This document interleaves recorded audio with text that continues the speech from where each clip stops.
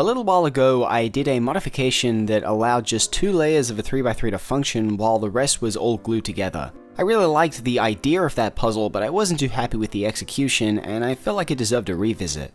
So instead of just gluing the pieces together, I decided to remove pretty much everything apart from 2 functional layers, and here is the puzzle here. So this puzzle is pretty much the closest you can get to a true Bihedron without using a void cube, and I think it's a pretty good result.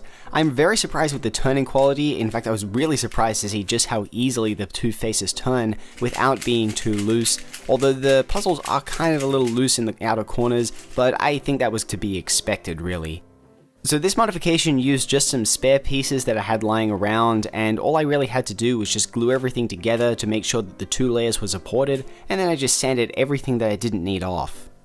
I suppose in some ways you could pretty much call this a no epoxy modification since no epoxy was used, although I did use a couple pieces that already had some epoxy sculpt in them, but that was just purely for aesthetics. It's mainly a no epoxy modification. But even though I'm really happy with this modification, I still want to experiment further with this kind of design and see just how much I can get away with removing from a 3x3, so I might have to do a proper full-length experiment video at some time in the future and show you just how I got to this stage and how much more I can take off. But anyways, I hope you guys like this puzzle, thank you all for watching, and I'll see you next time.